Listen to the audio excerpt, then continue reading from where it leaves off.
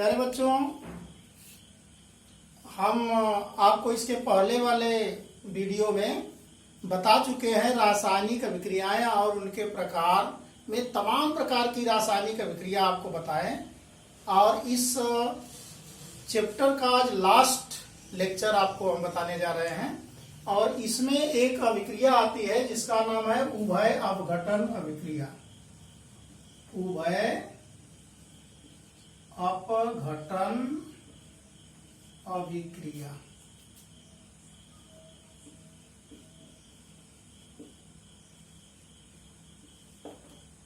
उभय अपघटन अभिक्रिया या इंग्लिश में इसको कहते हैं डबल डिकम्पोजिशन रिएक्शन,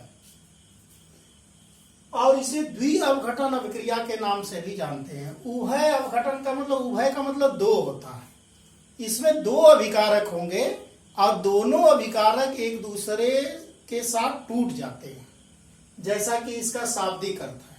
वैसे इसका सुटेबल परिभाषा देने के लिए कहेंगे वे रासायनिक अभिक्रियाएं जिनमें अभिकारक का जो यौगिक होता है और उन यौगिक में जो आयन होते हैं, उन आयनों का परस्पर विनिमय के कारण जो नए उत्पाद बनते हैं, तो इस प्रकार की जो रासायनिक अभिक्रिया होती है उसे कहते हैं उभय अपघटन। फिर एक बार समझ लीजिए, वे रासायनिक अभिक्रिया जिसमें अभिकारक के आयनों का या मूलकों का परस्पर विनिमय के कारण उत्पाद प्राप्त होते हैं, उभय अपघटन अभिक्रिया कहलाता है। पुनः एक बार समझिए, वे रासायनिक अभिक्रियाएं जिनमें अभिकारकों के आयन या मूलक एक दूसरे के विनिमय के कारण, विनिमय का मतलब होता है अदला बदली, एक दूसरे के अदला बदली के कारण नए उत्पाद बनाते हैं, तो इस प्रकार की रासायनिक अभिक्रिया उभय अपघटन अभिक्रिया कहलाती है। जैसे देखिए, सोडियम सल्फेट और बेरियम क्लोराइड, यह दोनों आपस में रिएक्शन करेंगे। हमने बताया ना कि इसमें आयनों की अदला बदली होती है। देखिए, Na प्लस आयन है, SO4 2 माइनस, Ba 2 माइनस और Cl जो होता है 1 माइनस होता है। और होगा क्या, आयनों का अदला बदली, इसका प्लस आयन इसके माइनस से और इसका सेकेंड वाले का प्लस आयन इसके माइनस से जुड़ेगा। अर्थात हम कह सकते हैं इसका पहला इसके दूसरे से और दूसरे वाले का पहला इसके दूसरे से मिल जाता है और एक प्रोडक्ट इधर बनाता है। यहाँ देखिए, यह और यह मिलेगा तो बन जाएगा 2NaCl, और यह मिलेगा तो ये हो जाएगा बेरियम सल्फेट।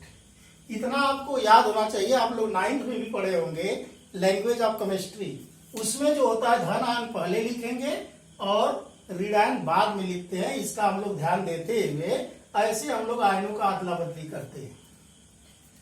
और पुनः एक और रिएक्शन देख लीजिए, AgNO3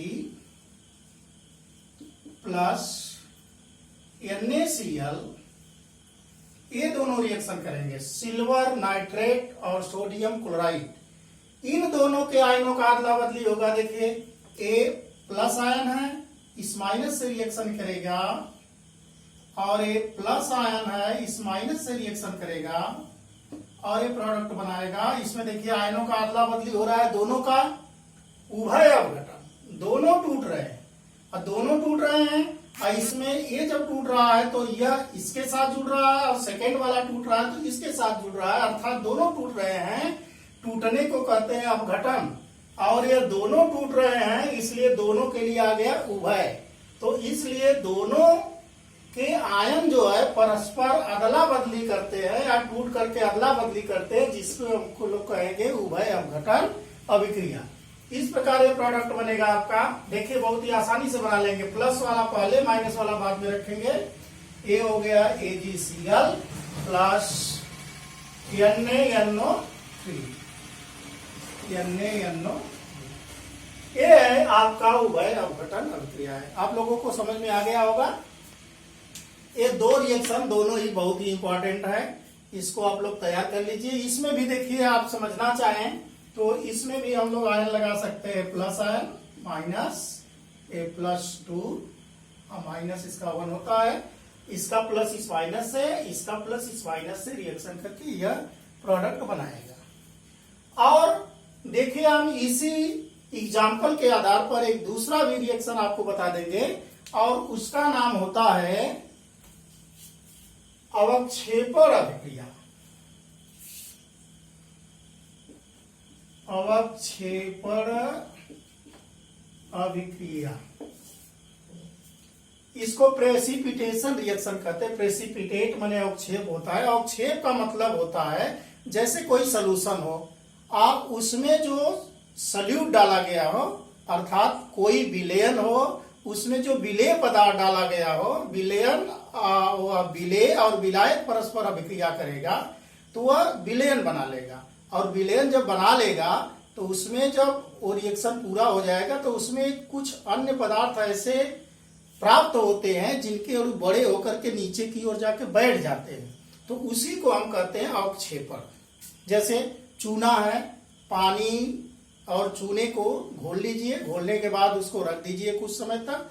कुछ समय तक रखने के पश्चात वो जो चूना होता है बर्तन की तली में बैठ जाता है, तो कहेंगे चूने का अवक्षेपण हो गया। तो इसी तरह अवक्षेपण अभिक्रिया अर्थात कह सकते हैं वे रासायनिक अभिक्रियाएं जिसमें अभिकारक परस्पर मिलकर अवक्षेप उत्पन्न करते हैं या उत्पाद के रूप में अवक्षेप देते हैं, ऐसी रासायनिक अभिक्रिया अवक्षेपण अभिक्रिया कहलाती है।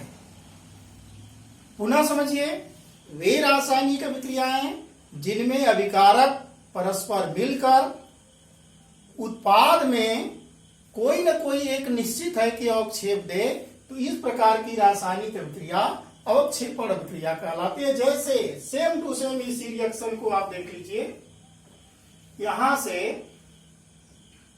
यह उसी तरह का रिएक्शन है।